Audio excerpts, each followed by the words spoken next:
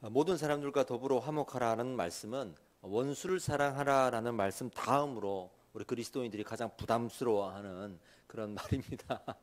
우리는 화목을 강조하지만 가장 적용하기에 까다롭고 힘든 말이 바로 이 화목이에요. 원수를 사랑하라는 당연히 힘들고 화목하라는 것도 내가 좀 분별하고 싶고 내가 선택해서 화목하고 싶은데 모든 사람들과 더불어라는 이 말 때문에 화목하라는 말이 부담이 됩니다. 그런데 오늘 이 화목하라는 말에는 단순하게 우리가 부담스러워하는 그런 내용들보다 더 깊은 의미가 있기 때문에 우리가 좀 자세하게 나눠보도록 합시다. 지난 시간에 우리가 12장 전반부를 다루면서 이제 구원의 문을 1장부터 11장까지 다루고 12장부터는 성화의 문을 열었는데 구원의 문제를 깨끗하게 해결하고 다시 정립하고 성화의 문을 연 사람들이 이제는 하나님 앞에 어떤 삶을 살아야 하는지에 대해서 이제 나눈다, 이런 이야기들을 우리가 이제는 알고 있습니다. 이 12장 하반부에 오면 실제적으로 어떻게 살아야 하는지에 대해서 나누기 시작하는데 먼저는 개인적인 입장에서 어떻게 살아야 되는지를 나누고 두 번째로는 공동체적인 입장, 교회적인 입장에서 이 삶을 어떻게 살아가야 되는지를 나누어서 설명을 합니다. 그 중에서 이제 우리가 이 첫 번째, 두 번째를 다 살펴볼 것입니다. 우리가 가정이라는 공동체가 있고 직장 공동체가 있고 또 교회 그리고는 이웃이라는 그런 나 이외의 다른 사람들과 만나서 공동체를 이루는 관계들이 참 많잖아요. 그런 공동체도 있지만 특별히 여기서 말하는 공동체는 교회 공동체를 말합니다. 교회 공동체에서 어떻게 이 공동체가 세상의 삶을 살아갈 수 있냐. 이 교회 공동체도 세상의 공동체 중에 하나예요. 그 속에 속한 거고, 그러니까 한 개인이 세상을 어떻게 살아야 되는가 하나, 또 하나는 교회 공동체가 사회 안에서 어떻게 살아가야 되는지 하나인데 이 부분에 대해서 좀 나눠봅시다. 개인적인 입장에서 화목하기 위한 방법이 나오는데 10절에서 15절까지가 그 내용이에요. 아주 구체적으로 나옵니다. 자, 한번 읽어보겠습니다. 제가 읽어볼게요. 첫 번째, 형제를 사랑하여 서로 우애하고 존경하기를 서로 먼저 하며 부지런하여 게으르지 말고 열심을 품고 주를 섬기라. 소망 중에 즐거워하며 환난 중에 참으며 기도에 항상 힘쓰며 성도들의 쓸 것을 공급하며 손 대접하기를 힘쓰라. 너희를 박해하는 자를 축복하라. 축복하고 저주하지 말라. 즐거워하는 자들과 함께 즐거워하고 우는 자들과 함께 울라. 이 유명한 구절들이 여기 다 나와 있어요. 이거를 하나씩 떼어서 우리가 이 개인으로서 어떻게 삶을 살아가야 되는지, 특별히 이 교회 안에 있는 각 개인이 다른 개인들을 어떻게 대해야 하는지에 초점을 좀 맞췄으면 좋겠어요. 첫 번째, 형제를 사랑하여 서로 우애하고 존경하기를 서로 먼저 하라. 그러니까 화목을 위한 첫 번째 요소는 사랑과 존경이에요. 그 사랑과 존경 없이는 절대로 화목을 이룰 수가 없습니다. 아이들 싸울 때 부모님이 나서서 막 야단친 다음에 이제 서로 손잡아 할 때 아이들이 손을 잡지만 이게 진짜 화해냔 말이죠. 그러니까 서로가 마음과 마음 안에 사랑하고 또 존경하는 마음이 없으면 이 화목하는 게 쉽지가 않습니다. 하나님은 너무나도 그걸 잘 알기 때문에 이 말을 쓰고 계신데 좀 더 구체적으로 쓰셨어요. 사랑과 존경이라고 따로 나누었고 사랑은 어떻게, 존경은 어떻게라고 따로 표현하고 있어요. 사랑과 존경의 차이를 잠깐 이야기하자 그러면 사랑은 당신을 좋아하니까 당신과 함께하고 싶다라는 거예요. 내가 무엇을 할 때 내가 당신을 사랑하니까 같이 합시다 이거거든요. 근데 존경은 뭐냐면 당신을 닮고 싶으니까 당신을 따라하고 싶다 이거예요. 따라하고 싶다 이거예요. 그래서 우리가 누군가를 사랑하게 되면 같은 공간에 있고 싶고 또 무언가를 같이 하고 싶고 그래서 같이 살고 싶고 그래서 결혼을 하고 이렇게 되잖아요. 근데 존경하게 되면 그 사람이 하는 거를 뒤에서 다 따라하고 싶은 거예요. 이게 이제 다른 거거든요. 이 두 가지가 이 성도와 성도 사이에 있어야 된다라고 말을 하는 거죠. 근데 여기서 서로 반복되는 단어 하나가 나오는데 서로라는 뜻입니다. 사랑도 서로, 또 존경도 서로 하라 이렇게 이야기하는데 공통점인 바로 스스로가 사랑하고 또 존경하는 것을 먼저 하라. 서로 해야 되는데 그 서로 해야 되는 것 안에 나는 먼저 해야 된다는 것으로 전제하고 있어요. 그러니까 서로가 먼저 해야지 내가 받으니까 사랑한다 라고 말하지 않고 있다는 거예요. 우리는 이렇게 사랑을 받아야 사랑을 주는 데 익숙하잖아요.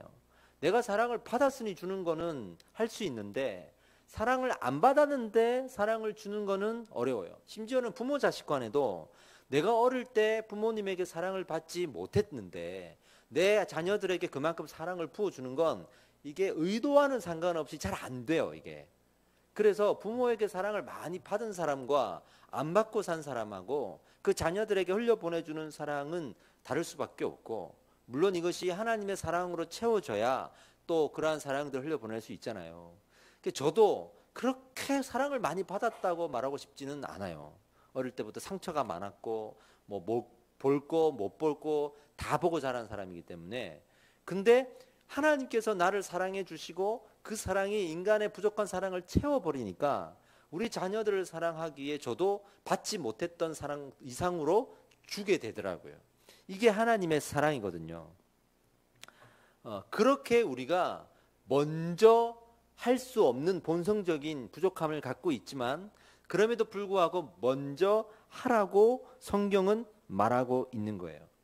그러니까 1장부터 11장까지 이 구원의 개념을 계속 오랜 그리고 수많은 분량을 활용을 해서 다시 재정립해 주었던 그 구원에 대한 개념의 재교육이 왜 있었는지를 여기서 말해주는 것인데, 그건 지성적으로 내가 구원을 정확하게 알려주려고 알게 하려고 하는 것으로 끝나는 게 아니라 그 구원에 대한 재정립이 생겨야 내 안에 하나님이 얼마나 나를 사랑하셨는지를 더 잘 알게 되고 정확하게 알게 돼요. 어떤 식으로 알게 되냐면 그 구원에 대해서 잘못 이해하고 있을 때는 율법에 매이고 다른 것에 매여서 하나님이 나를 사랑하셔서 일방적으로 구원하셨다는 것을 생각하지 못하고, 첫 번째 오류, 내가 내 공로로 구원을 받았다라고 생각할 수 있는 이 오류 속에 빠지는 것. 두 번째는 내가 태어날 때부터 나의 구원이 정해져 있기 때문에 나는 구원받았다라고 생각되는 두 번째 오류.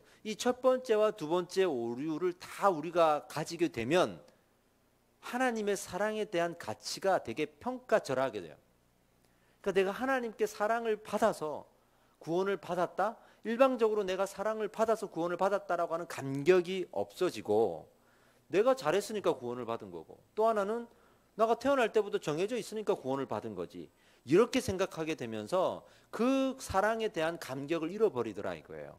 그래서 로마서 이 11장까지 로마서의 절반을 넘는 분량을 이 사도 바울이 할애를 하면서 로마에 있는 교회 성도들한테 이걸 먼저 회복해라 라고 말하고 있는 겁니다. 지금 이전에 말씀드렸다시피 로마 교회의 상황은 처음에 유대인들이 로마로 넘어가가지고 교회를 세웠어요. 그리고 그 교회에서 유대인들이 부흥을 이루었는데 로마 사람들도 전도돼서 들어왔겠죠. 그런데 핍박을 당해서 다시 이 로마 교회를 놔두고 유대인들이 돌아갔단 말이죠.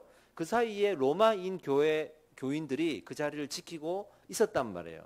그 나중에 시간이 지나서 핍박이 또 없어지니까 유대인들이 다시 로마로 와서 그 교회로 돌아왔거든요. 근데 그때는 이미 이 로마 성도들이 자리를 잡고 터를 잡고 있었단 말이에요.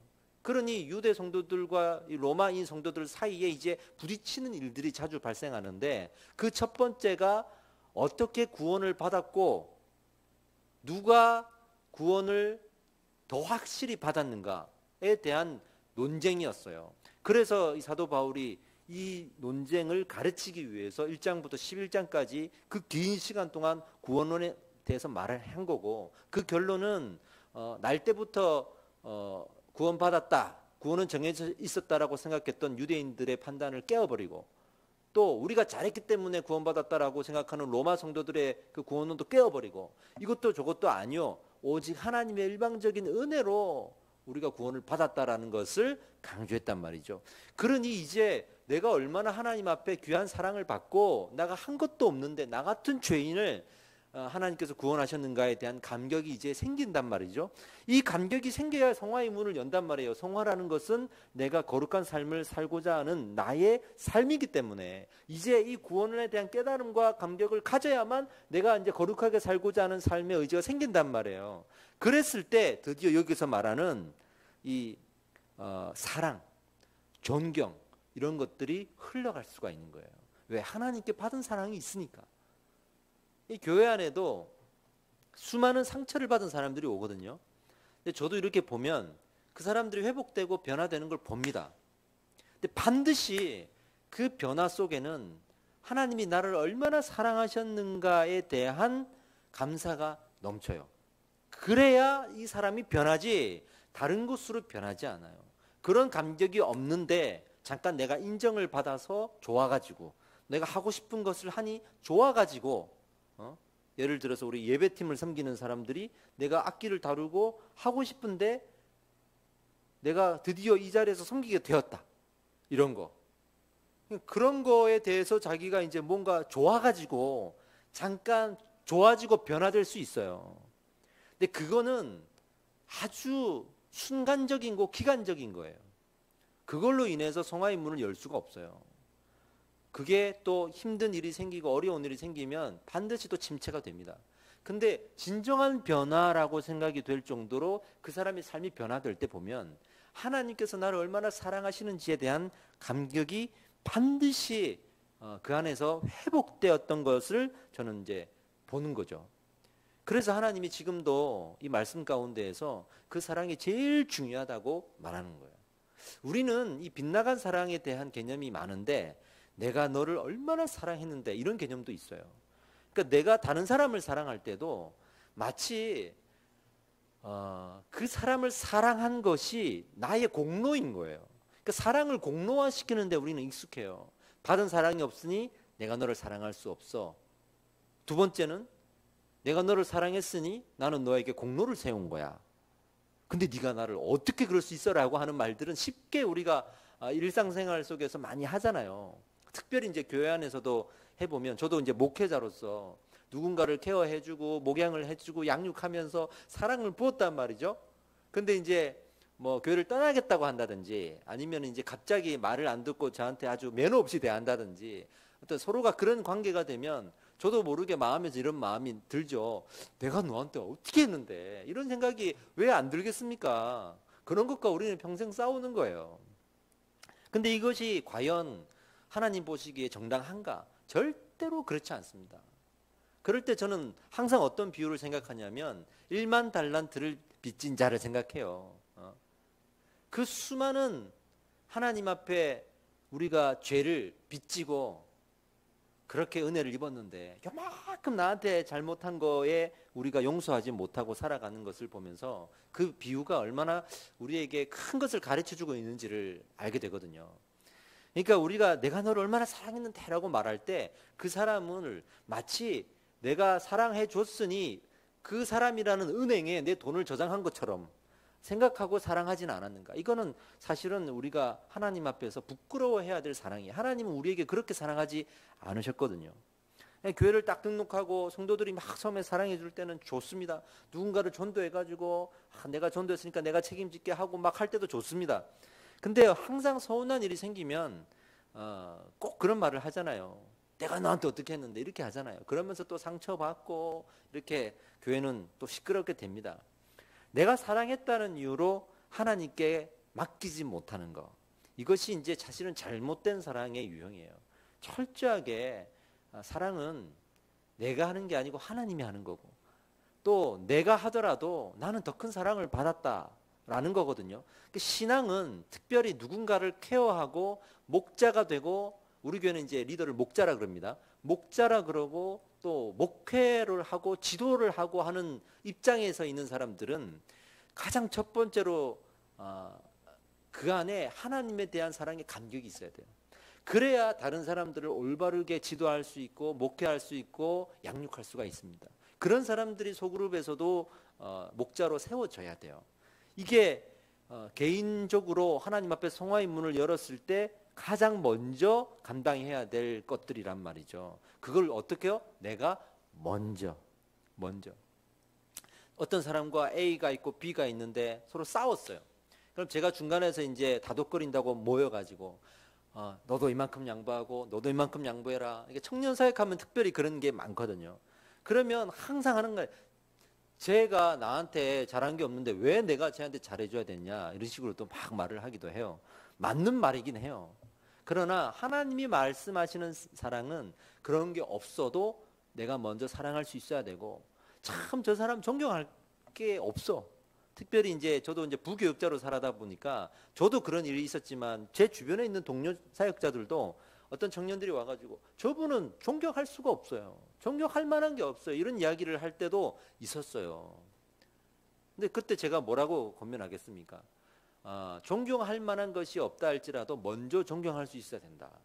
그것이 하나님께서 우리에게 요청하시는 사랑과 존경의 의미이다 하면서 이 본문의 말씀들을 제가 권면해 주기도 했었습니다. 신앙의 제일 먼저는, 또 우리가 화목을 위한 제일 먼저는 하나님의 구원에 대한, 내가 하나님께 얼마나 사랑을 받았는가에 대한 지식과 그리고 감동이 있어야 돼. 그래서 우리가 처음에 새가족 교육을 하고 확신반을 하고 이렇게 양육 프로그램을 이제 배워 나갈 때 제일 처음에 그 사랑에 대한 회복에 초점이 맞춰져 있습니다. 그걸 할 수 있는 사람은 내가 얼마큼 하나님께 받은 사랑이 많은 것을 아는 사람이고, 다시 말해서 그걸 할 줄 아는 사람은 이 사람 진짜 목자예요. 그런 사람 진짜 목자예요. 자, 두 번째, 부지런하여 게으르지 말고 열심을 품고 주를 섬기라 그랬잖아요. 그 사랑과 존경의 마음을 먼저 보낼 수 있는 사람에게 이제는 부지런하여 게으르지 말고 열심을 품고 주를 섬기라 그랬어요. 여기서 가장 중요한 단어는 열심입니다. 이 열심을 설명하기 위해서 앞에 부지런하여 게으르지 말고를 붙인 거예요. 열심이라는 단어를 설명하려면 우리가 어떻게 이해를 해야 되는지 잘 설명해야 되는데, 보통 이 본문을 읽고 그래서 내가 진짜 열심히 해야겠구나라고만 생각하는데 그게 아닙니다. NIV 성경에 보면 여기서 전반부에 부지런하여 게으르지 말고 이 말을 never be lacking이라고 써요. lacking in zeal이라고 썼는데, lacking은 필요한 것이 없을 때, 즉 뭔가가 부족할 때라는 의미를 갖고 있거든요. 근데 이것이 zeal, 열정, 열의를 말합니다.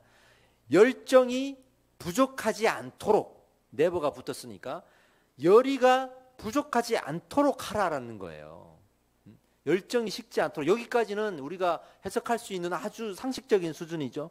근데 문제는 그 다음인데, 여기서 열심을 영어로 뭐라고 표현했냐면 spiritual fever라고 돼 있어요. 그러니까 이 fever라는 말은 흔히 열정이라고 우리가 해석하는데, 여기서 이제 원어 성경을 같이 보면 일반 단수로 그냥 열정, 이게 아니라 그 열정이 점점점 많아지는 것을 말하는 거예요.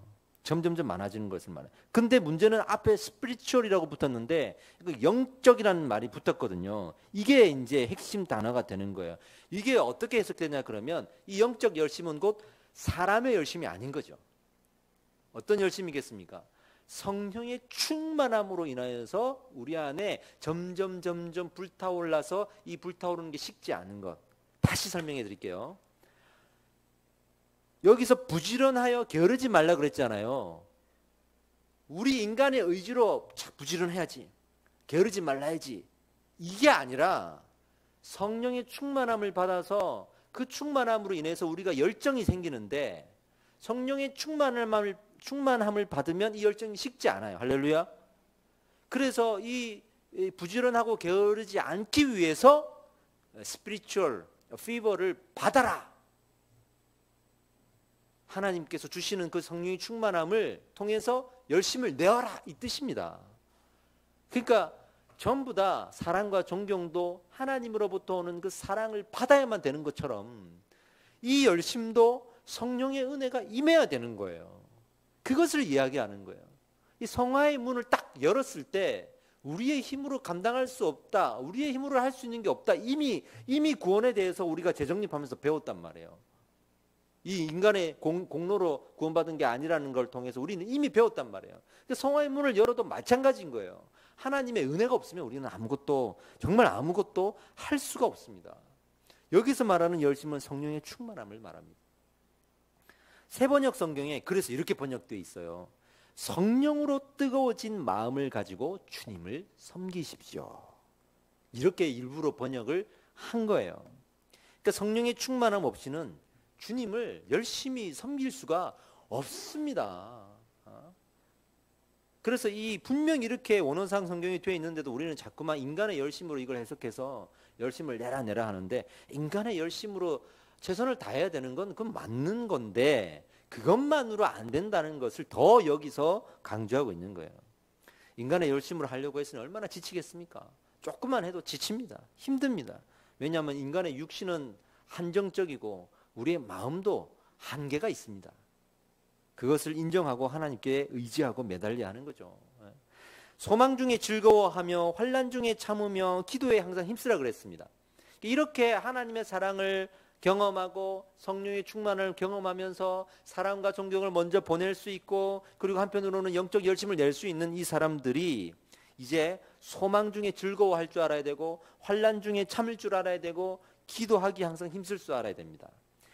왜 이렇게 연결되냐 그러면, 우리가 정말 영적으로 열심을 내요. 성령 충만함을 받아서 열심을 내요.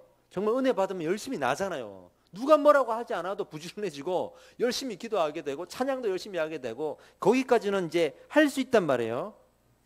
근데 그렇게 성령이 충만한 사람들도 그냥 성령이 충만만 하면 안 되는 거야.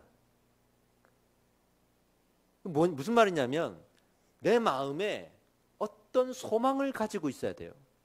그 소망이 뭐냐면 하나님 나라에 대한 소망입니다. 방향 없는 충만함이 될 수 있다는 거예요. 근데 이 방향을 가진 충만함이 돼야 되는데, 그게 하나님 나라의 소망이에요. 소망을 품고 하나님 나라에 대해서 내가 성령이 충만해질 때마다 그냥 충만하네 이러고 끝나는 게 아니라 하나님의 나라를 향한 충만함으로 보는 거예요. 이 충만함으로 인해서 내가 정말 하나님 나라가 이런 곳일까? 하나님 나라가 이렇게 임하시면 좋겠다. 여기가 그런 나라로 하나님 빨리 세워졌으면 좋겠습니다라고 하는 그 나라에 대한 소망이 있어야 되는 거예요. 이게 그래서 소망 중에 즐거워하며 또는 환난 중에 참으며 했을 때, 이 환난은 개인적인 환난만을 얘기하는 게 아니라 그 소망을 반대하고 방해하고 흔들리게 하는 그런 일들과 현상들을 말하는 거예요. 우리가 하나님의 나라에 대한 소망을 품고 살아가야 되는데 끊임없이 그걸 방해하는 일들이 생기거든요. 잘못된 지식의 전달, 그리고 어떤 관계의 깨어짐 속에서 실망하고 또 하나님을 원망하는 마음들, 하나님의 나라를 잘 알지 못하게 하는 어려운 현실들, 이런 것 때문에 그걸 소망할 수 없게 만드는 것들이 있단 말이에요. 그러나 그럴 때 우리는 뭐라고요? 환난 중에 어떻게 하라고요? 참으며 그랬어요. 환난 중에도 기뻐하라 이게 아니고, 환난 중에도 즐거워하라도 아니고 참으며 그랬어요. 그러니까 그렇게 내가 소망을 흔들어 놓는 것들을 발견할 때 딱 견디고 참는 거예요. 이것을 성경은 인내라고 하는 거예요. 인내라고 하는 거예요. 그런 마음을 가지고 우리는 어떻게 될까요? 기도해야 되는 거예요. 기도해야 되는 거예요. 그런 거는 기도 외에 붙들어 줄 수 있는 게 아무것도 없습니다. 하나님의 나라에 대한 소망은 기도만으로 우리가 마음속에 붙들어 놓을 수 있는 거지, 그 무엇으로도 대신할 수가 없어요. 세상에 막 눈에는 좋은 것들이 보이고 갖고 싶은 것들이 보이고 비교되고, 나는 더 못 사는 것 같고 안 되는 것 같고 더 불행한 것 같고, 또 교회만 와가지고 또 속상한 일이 생기면서 마치 나는 하나님의 사랑을 못 받는 것 같고, 귀신은 뭐하나 저 사람 안 잡아가고 이런 생각이 들고, 그런 와중에 내가 뭘 해야겠습니까? 무엇으로 그 마음을 붙잡을 수 있겠습니까? 여기서 말하기를 기도하라. 근데 여기서 기도하라는 말에 또 어떻게 연결되냐면, 그 앞에서 성령의 충만함, 하나님의 사랑이 무엇인지를 알았고 성령의 충만함을 지금 경험했던 사람이잖아요. 그러니까 기도할 수 있는 거예요. 근데 성령의 충만함을 받지 못한 사람은 기도해도 기도의 응답이 없고 기도의 효과도 없고 기도의 능력도 없어요. 그러니까 우리는 기도부터 한다 그러는데 사실은 성령의 충만함을 먼저 구해야 됩니다. 그래서 이 충만함이 있어야, 성령님이 함께 하셔야, 임재하셔야 우리가 그렇게 소망이 흔들릴 때에도 기도할 수 있고 그 기도에 성령님이 일하셔서 우리를 붙들어 줄 수 있는 거예요. 할렐루야. 이렇게 마치 우리 신앙의 여정들을 이렇게 설명해 주는 것 같아요. 그렇게 기도까지 우리가 왔습니다. 그리고 난 다음에 넘어가면 성도들의 쓸 것을 공급하며 손 대접하기를 힘쓰라. 이제 조금 더 실제적인 걸로 가죠. 성도들의 쓸 것을 공급하며 손 대접하기에 힘쓰라. 그렇게 하나님과 나 사이에 뭔가 받아야만 할 수 있는 모든 것들로 이렇게 우리가 지금까지 설명해 왔는데, 이제 그 모든 것들로 인해서 내가 기도하고 또 소망을 흔들어 놓는 것들에 참고 이겨내는 정도가 되면, 그때서 우리가 내 주변에 있는 사람들을 바라볼 수가 있는 거예요. 그래서 성도들의 쓸 것. 근데 여기 두 가지로 나눠주고 있는 게 성도들의 쓸 것 그리고 손 대접이라고 했는데, 여기서 성도는 교회 안에 있는 사람들, 여기서 손이라 그러면 교회 밖에 있는 사람들. 그래서 교회 안팎으로 우리가 구제하는 일에 그제서야 진정한 구제를 할 수가 있단 말이에요. 구제할 때 어떻게 하라 그랬죠? 오른손이 하는 일을 왼손이 모르게 하라, 이렇게 얘기했잖아요. 우리 이름 없는 교회도 이름 없이 빚도 없이 그렇게 구제하자, 이런 이야기 우리가 많이 했거든요. 근데 이게 구제하자는 말은 우리가 다 알겠어요. 근데 어떻게 구제하느냐도 중요하지만 어떤 마음으로 구제하는지가 더 중요하거든요. 이 로마서에 보면 구제할 때 앞에 있는 이 모든 과정들 속에 성도들이 양육되어지고 성숙해졌을 때 진정한 구제를 할 수 있다고 우리는 이제 얘기할 수가 있는 거예요. 생각해 보세요. 하나님에 대한 사랑에 대한 체험이 없고, 그리고 그 성령의 충만함이 없고 기도하지 않는데 우리가 남들 돕겠다고 하잖아요. 사회 단체죠. 그 사회 단체예요. 그 사람들이 그냥 자기 의를 가지고 그냥 잠깐 이름 없이 빚도 없이 누군가를 도와줄 수는 있어요. 믿지 않는 사람들도 그런 거 하잖아요. 문제는 그렇게 구제했을 때 그 구제의 결과로서 누가 영광을 받으시냐는 거죠. 하나님이 영광을 받으신단 말이에요. 근데 하나님이 그렇게 성령의 임재와 우리의 기도의 단이 없는 구제를 얼마나 영광으로 받으시겠냐 이 말이에요. 그걸 말하고 있는 겁니다. 그래서 우리가 구제하자 해놓고 저희 교회도 아직 대대적으로는 못하고 있어요. 물론 우리가 재정이 좀 아직 부족해서 그럴 수도 있습니다. 그런 것도 있습니다만 아직 목자 하나 아직 제대로 안 세워졌는데 무슨 다른 사람을 구제하고, 이거는 그렇게 중요한 건 지금은 아닌 거예요. 그러니까 세워지면 그 마음들이 모아지면 구제할 수밖에 없습니다. 구제 안 하고는 못 베길 겁니다. 그러니 하나하나 해 나가려고 하는 과정 중에 우리는 어떠한 단계에 지금 있는 거예요, 지금. 자, 그 다음에 구제에는요 비슷한 단어 하나가 더 있는데 선교라는 단어가 있습니다. 여러분 선교 좋아하시죠? 저희들 여름에 이제 내년부터는 단기 선교를 가려고 태국 예약해놨습니다. 지금 태국 지금 뭐 미얀마에서 오라, 지금 상해에서 오라, 지금 뭐 대만에서 오라 난리인데 다 못 가니까 일단은 내년에는 태국을 지금 예약을 해놨어요. 근데 이제 우리가 선교를 가면서 또 선교사님들을 후원하고 하는 거는 너무 좋은 일이잖아요. 근데 어떤 교회들, 특히 저희 교회가 속해 있는 이 합심교단을 보면 구제보다는 선교를 많이 해요. 어떤 교회는 막 자랑하기를 우리는 선교, 우리 재정의 선교비를 80% 씁니다, 이런 교회도 있습니다. 대단하죠? 근데 저는 대단하다고 생각하지 않아요.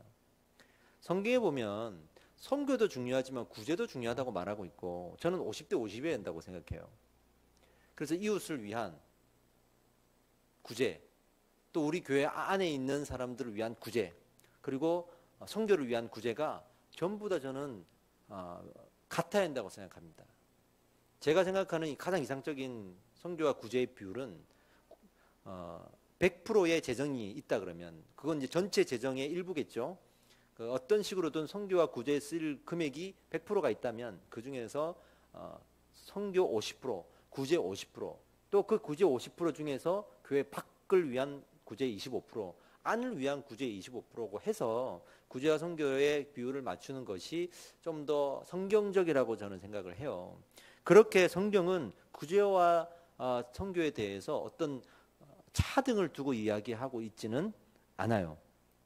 그렇게 성도들의 쓸 것을 공급하고 손 대접하기를 힘쓰라. 그래서 우리 주변에 우리 성도님들도 이렇게 돌아보셔야 돼. 사실은 우리가 교회가 가서 뭐가 필요한 게 없는지 또는 어떤 사람이 좀 너무 힘들어하진 않는지 이런 것들도 돌아볼 수 있는 그런 마음들을 우리가 가지는 것, 이것이 우리의 하나의 바람이고 소원이에요. 저는 이렇게 교회에서 성도님들을 보면서 항상 저는 아래에서 위를 보는 사람으로 살았으니까 그런 거에 관심 있는 사람들 생각보다 없어요. 다 받으려고만 하고 또 다 이제 자기 위주로만 생각을 하지. 특별히 이제 나이가 젊을수록 더 심해요, 이게 사실은. 그래서 수련회 갈 때 이번에 저희 그 정교인 말씀 작용회 할 때도 제가 뭐라고 광고했냐면 본인 낼 때 5만 원입니다. 근데 혹시라도 여유가 되시는 분들은 10만 원 내시고 20만 원 내셔라. 그럼 그걸 가지고 등록비 내기 힘든 사람들이 있으면 이렇게 같이 데려갈 수 있도록 하겠다. 제가 아주 오래전에 청년 신분으로 다녔던 큰 교회가 있는데 거기서 그렇게 하는 걸 보고 제가 아직까지도 그게 참 너무 좋은 그 방법이라고 생각을 하고 있거든요. 그랬더니 또 어떤 분이 후원도 해주시고 막 그러셔서 좀 이렇게 풍성하게 다녀는 왔습니다. 이런 일들이 교회 안에 항상 있어야 돼요.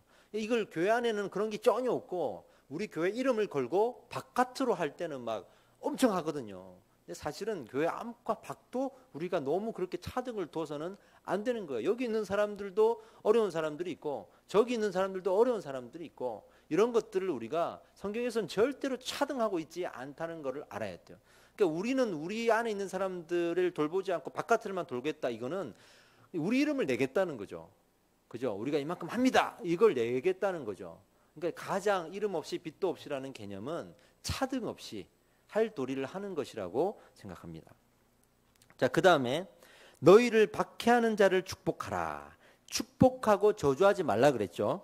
여기에서 마음이 좀 어려워져요. 박해하는 자를 저주하지 말고 축복하라. 우린 저주까지는 안 하는데 축복은 하고 싶지 않잖아요.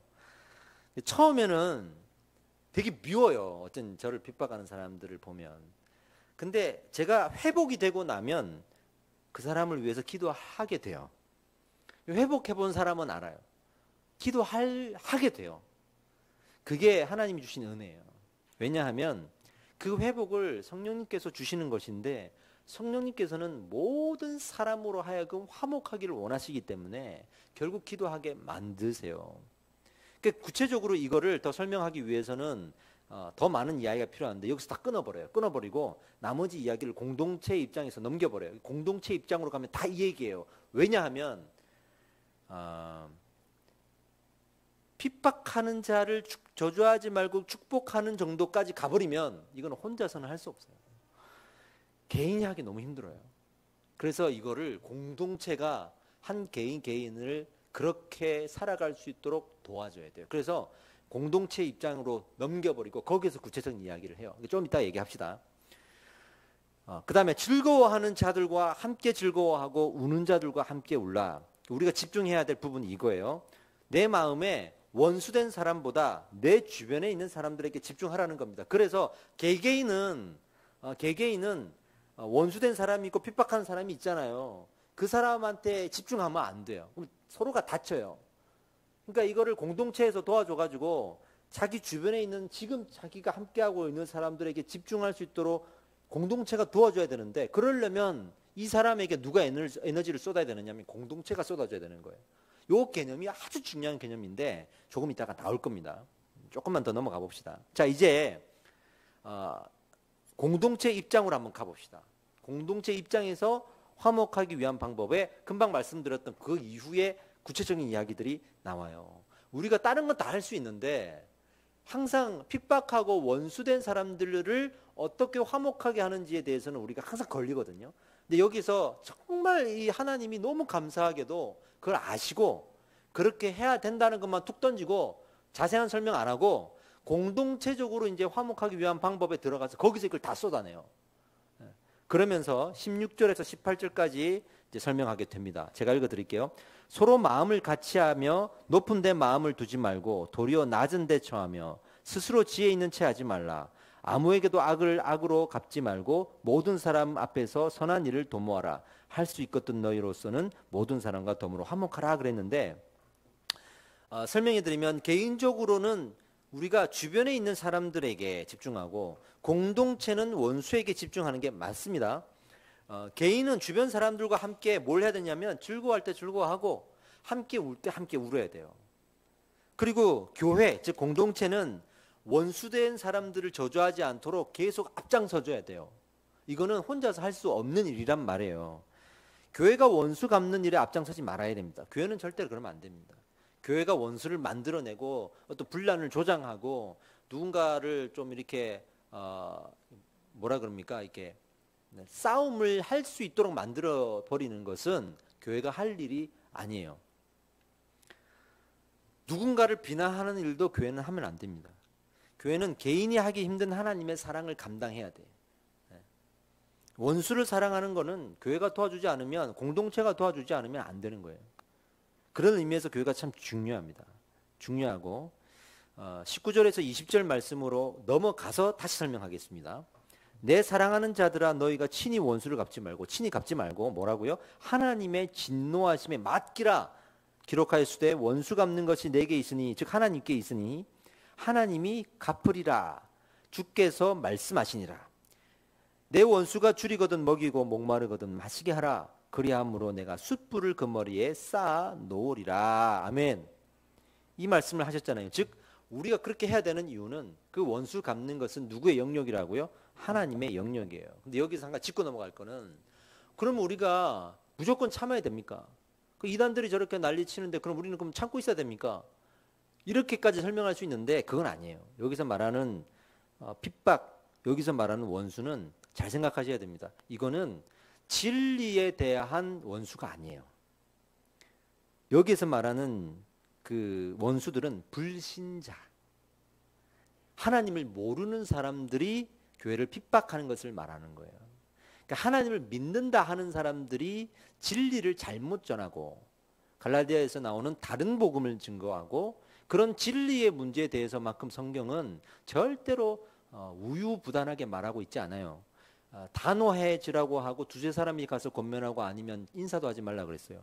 그러니까 절대로 이단 문제, 진리 문제를 가지고 여기서 핍박하고 원수 삼고 이게 아니고 그냥 불신자들, 믿지 않는 사람들이 우리를 핍박할 때를 이야기하는 거예요. 그리고 교회 안에서도 뭐 어떤 교리의 문제나 이단의 문제, 진리의 문제 이런 거 말고 그냥 사람과 사람 사이에 서로가 원수된 관계 있잖아요. 뭐 서운한 게 있거나 그런 것들, 삶에서 있어지는 문제들을 가지고 지금 이야기하는 거지 진리에 대해서 문제까지 확대시켜서 말하면 안 되는 거예요, 이게.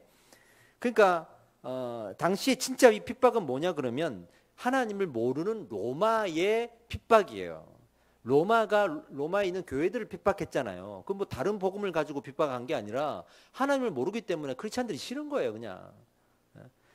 그 왕을 이제 우상화시키는 전략도 있었지만 정치적인 핍박이 더 많았단 말이에요.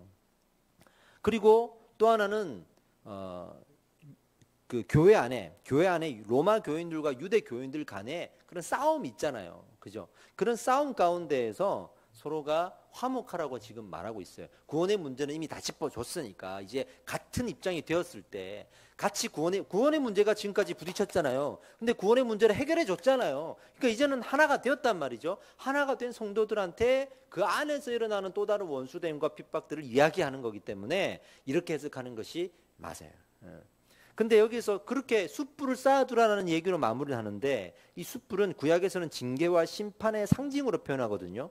그러니까 화목하지 못하게 하는 사람들, 교회 안에서 화목하지 못하게 하는 사람들, 이런 사람들을 하나님은 징계하신다라는 의미로 숯불을 머리에 쌓아둔다 그럽니다.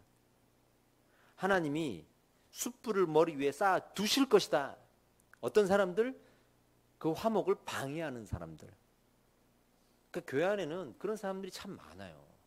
무슨 이단들이 들어와가지고 막 그거 말고도 그냥 우리가 정상적으로 모이고 특별하게 뭐 하나님 섬기는데 다른 의견은 없어요. 근데 어떤 사람이 성향이 다르고 성격이 다르고 상처받은 게 다르다 보니까 서로 간에 어떤 서운한 일이 생기고 뭐 예를 들어서 뭐 아주 단적인 예로 누가 이 무대에서 좀 섬기니, 누가 뭐 임명을 받니, 누가 좀 더 이렇게 목사님께서 먼저 신방을 했니, 뭐 이런 거 있잖아요. 뭐 그런 거 가지고 이제 우리가 서운해 가지고 서로 막 이래저래 하다가 누가 먼저 왔니? 나중에 왔니? 뭐 이건 내가 뭐 잘하니? 네가 못하니? 그런 거 가지고 싸울 때 꼭 거기에 중간에서 이간질하고 그 화목을 방해하는 사람들이 어디에나 있어요. 어디에나 있어요. 근데 그런 사람들을 보면서 우리가 사실 화가 나잖아요. 원수를 갚고 싶잖아요. 근데 그럴 때 그런 사람들에게 기도하라는 거예요. 기도하고 그 머리에 하나님께서 숯불을 쌓아둔다고 하셨단 말이에요.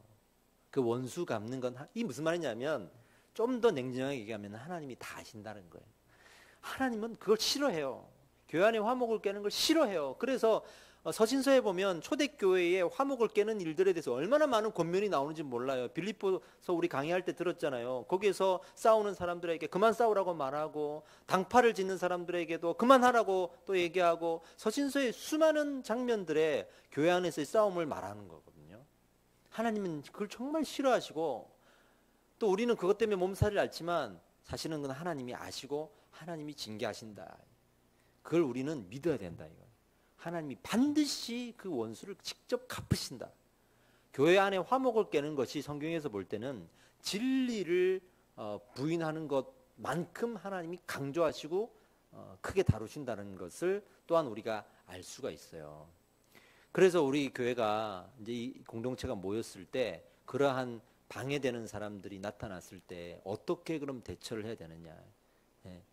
그 사람들을 무력으로 다룬다고 되는 거 아니에요. 무력으로 다룬다고 되는 게 아니에요. 제가 지금 글을 하나 준비하고 있는데 그 내용이 뭐냐 그러면 욕 듣는 사람이 왜 오래 살까예요. 왜 욕 듣는 사람들은 오래 살까? 근데 아주 근거 있는 이야기입니다. 실제로 욕 듣는 사람들이 오래 살 가능성이 많아요. 저는 믿습니다. 저는. 왜냐하면 제가 정서에 관심이 많잖아요.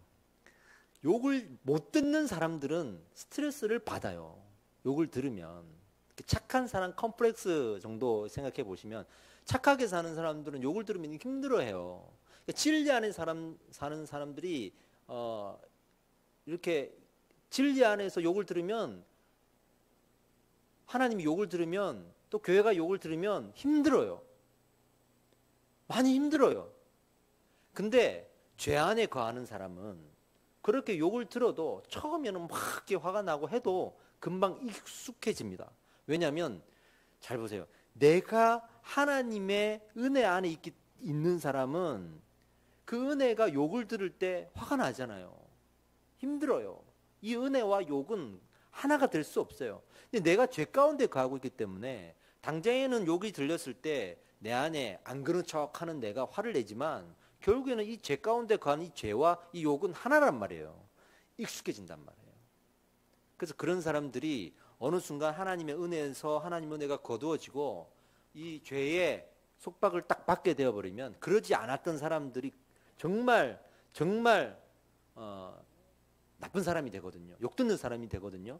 근데 그것도 한두 번 욕 듣다 보면 나중에는 욕을 들어도 되는 사람이 돼요. 그런 사람들이 다시 돌아오기 힘듭니다. 돌아오기 힘듭니다. 그 청교도 서적들을 보면 누가 왜 배도를 하는가 이런 이야기들에 대해서 이제 쓴 책들이 많은데 거기에 보면 비슷한 이야기들이 나와요. 그러니까 죄를 지어도 하나님의 은혜의 끈을 붙들고 있는 사람들은 결국에는 이 은혜와 죄가 자꾸 부딪히니까 돌아오거든요. 근데 어떤 사람들은 사실은 교리적인 좀 논쟁이 있긴 하지만 배도를 한단 말이에요. 그 사람들을 볼 때 죄 안에 들어가서 그 죄 안에서 헤어나오지 못하고 나중에는 욕을 듣는데 그 욕이 나중에는 자기한테 아무런 스트레스가 안 되는 거예요. 안 되는 거예요.